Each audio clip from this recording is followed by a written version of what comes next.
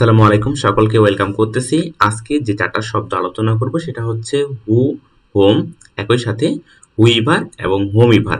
এই চারটা শব্দ আমরা খুব কনফিউশনে থাকি পরীক্ষার হলে। তো এই চারটা শব্দ আসলে কোথায় কখন কিভাবে ব্যবহার হবে।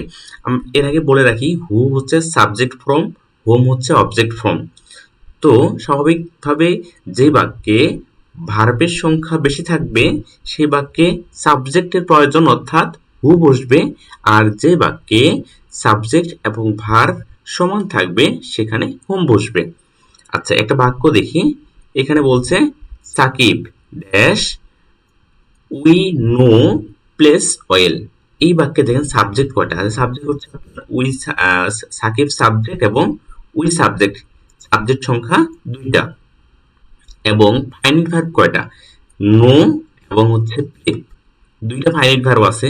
সো সাবজেক্টের সংখ্যা এবং ভার্বের সংখ্যা দুইটা করে সমান রয়েছে, সেক্ষেত্রে ব্যবহার হবে হোম। আচ্ছা, আরেকটা বাক্য দেখি। Shakib dash place well. এই বাক্যে আপনার ভার্ব রয়েছে দুইটা, ইজ এবং প্লেস। সাবজেক্ট রয়েছে একটা, ইট। অনেকে আপনার এই সাকিব নামটা দেখে মনে করে সাকিবও মনে হয় সাবজেক্ট, কিন্তু সাকিব সাবজেক্ট না, সাকিব হচ্ছে এই ইজ ভার্বের অবজেক্ট। তো সাকিব সাবজেক্ট না। আচ্ছা, যেহেতু এই বাক্যে দুইটা ভার্ব রয়েছে, সাবজেক্ট রয়েছে একটা, আমরা জানি যে ভার্বের সংখ্যা বেশি হলে সাবজেক্টের সংখ্যা কম হলে সেক্ষেত্রে হু ব্যবহার করা হয়। সো এই বাক্যে সঠিক অ্যান্সার হচ্ছে হু। এখন কথা হচ্ছে ভাই, হুইভার আর হোমিভার কোথায় ব্যবহার করা হবে? হুইভার আর হোমিভার ব্যবহার করা হয় যখন আপনার অনির্দিষ্টতা বোঝায়।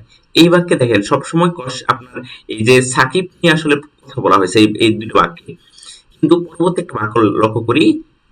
I will give a prize to give to will get a prize. I will give a prize to dash will get a prize. আচ্ছা, এই বাক্যে আপনার সাবজেক্ট রয়েছে একটা, শুধুমাত্র আই, এবং ভার্ব রয়েছে দুইটা, উইল গিভ এবং উইল গেট, দুইটা ভার্ব রয়েছে। এখন কথা হচ্ছে যে এখানে নির্দিষ্ট করে বোঝাইছে নাকি অনির্দিষ্ট করে বোঝাইছে, এটা আমরা কনফিউশনে থাকি। মোট কথা, এখানে যদি আপনার প্রিপজিশন থাকে, এই জায়গায় যদি প্রিপজিশন থাকে আগের রুলস অনুযায়ী, যদি সাবজেক্টের সংখ্যা এবং ভার্বের সংখ্যা সমান থাকে সেক্ষেত্রে হোমিভার, আর যদি সাবজেক্টের সংখ্যা ভার্বের তুলনায় কম থাকে, অর্থাৎ ভার্ব বেশি থাকে, সেক্ষেত্রে হবে হুইভার।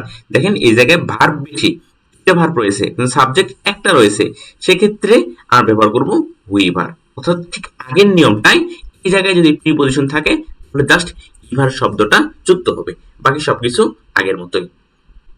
আশা করি এই কনসেপ্টটা ক্লিয়ার হয়ে গেছে। আমি যদি এক পলকে আবার বলে রাখি, যদি আপনার সাবজেক্ট এবং ভার্বের সংখ্যা সমান হয় তাহলে আপনার হোম যখন অনির্দিষ্টতা বোঝাবে বা প্রিপজিশন থাকবে তখন হচ্ছে হোমিভার। আর যদি ভার্বের সংখ্যা সাবজেক্টের তুলনায় বেশি থাকে তখন ব্যবহার করা হয় হু, এবং আপনার অনির্দিষ্টতা বা প্রিপজিশন আপনার শূন্য স্থানের সামনে থাকলে তখন হবে হুইভার।